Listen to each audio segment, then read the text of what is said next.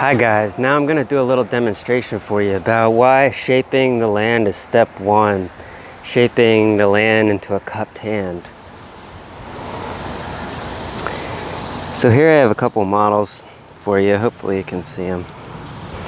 These lids with this smashed clay are designed to be models of how compact clay or compact soil in general function. So you look at this barren,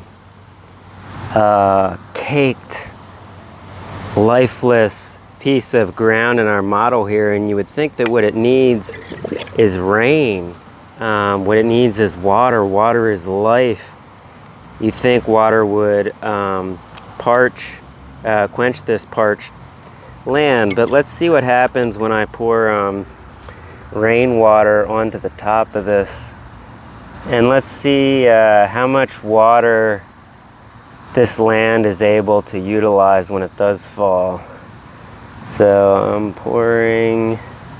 Alright, well, I used way more than I should have there, but man, it's too little to estimate. Almost maybe a 1/16 of a quart, if that, of rain fell on this piece of land in our model before it was already running off this land. It was already being wasted and the land couldn't even use it anymore. So when land is like this, when it's compact, when it's hard, when it's barren, rain does very little good.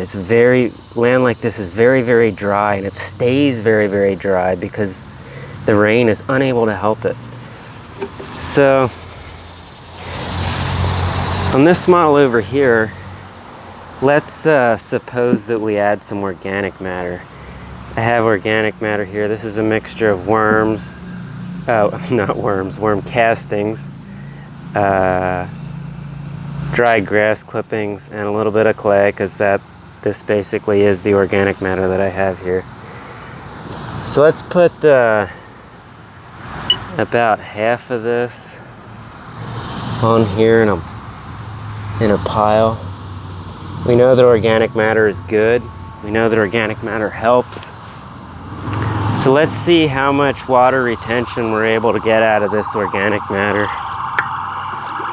So I'm refilling my quart here. I have another full quart of water, and I'm going to pour this into the top here, and we'll see how much water it's able to absorb. Again, maybe a hair more, but still almost too little to estimate. You know, maybe an eighth.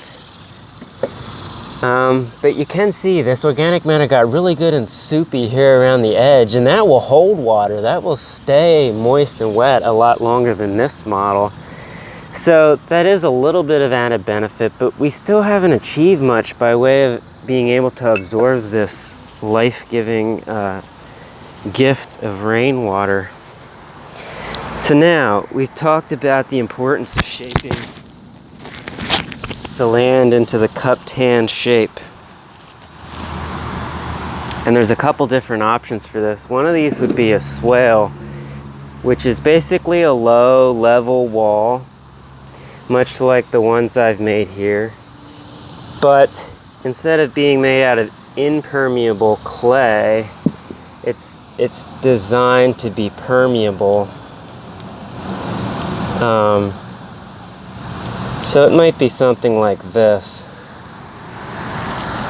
And let's see how much water this is able to hold. So this is one way to achieve the shaping of the land, this cupped hand effect.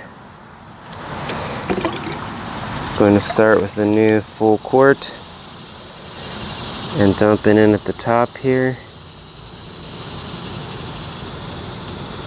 Well, a little bit trickled off there, but this was able to hold a lot more.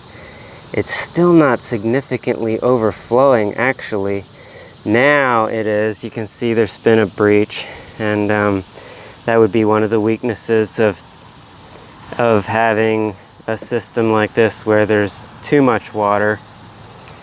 But this was able to hold much more of this water. So we would want a system, we would want to design this a little different. This has exceeded its capacity.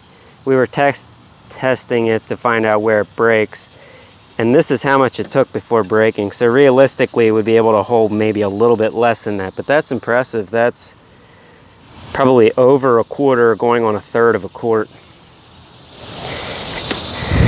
Now over here,